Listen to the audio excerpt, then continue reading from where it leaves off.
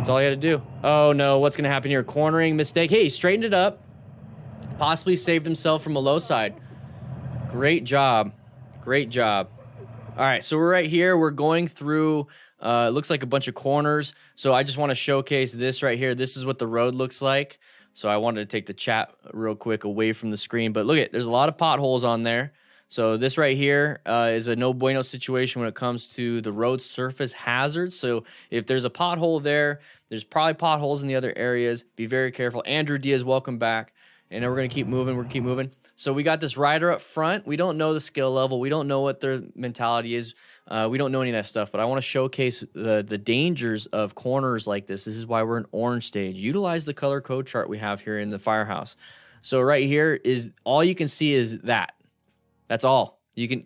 So you need to know what's around that corner, and you need to know how to navigate anything around that corner if it becomes a threat. And the only way you're going to do that is by going a little bit slower and then giving yourself a good position for good line of sight. That's the only way you're going to do that. And these corners are so twisty that you're going to have to go slow because it's not a closed course. That's the thing with closed courses, that you know for a fact that nobody is on the other side. You know for a fact that that other side has been clean of debris. There's no potholes, whatever it is, on a closed course like a what? Track? Yeah, so if you want to have fun and haul ass around corners like this, go to a track. Now, I personally don't like to haul ass around corners, so I don't go to a track. I'm not going to spend money, but I might try it one day. Yami, I think you invited me one time. Maybe we can make it happen in 2021 once everything kind of happens or goes away.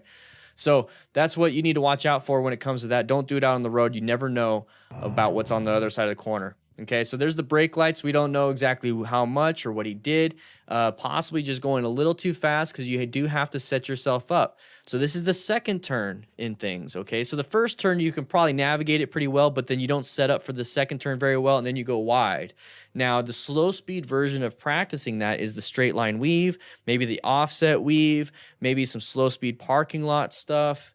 And I do have that on my second channel, Motorcycle Training Concepts. You might want to check it out. I have some really cool things on that channel, how to set up your own little navigation course and have some fun. So what happens in the slow straight weave is that you're going to go around that first one nice and easy and you're good, but maybe you went a little too fast. So the second one, you maybe made it. The third one, you went wide. The fourth one, you hit the cone. The fifth one, you're off the course. So you have to navigate and make sure you're getting the right speed for every turn, not just the first couple, because the last couple are what going to get you. So be very careful. That's the slow speed version. The high speed version is at a track when you get some good coaching, you get some training. And the no training version is finding out how to do it wrong or right on a road like this. And this right here is him finding out that he went a little too wide, a little bit too fast in the first couple turns, and this one set him up for something bad.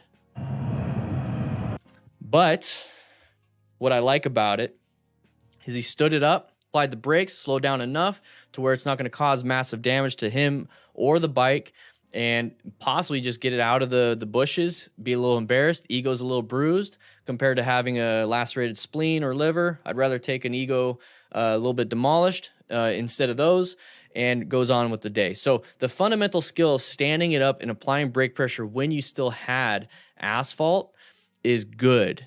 Okay, you don't want to just go and crash into something. You want to slow down as much as you can, and it's like, ah, crap, and then you go.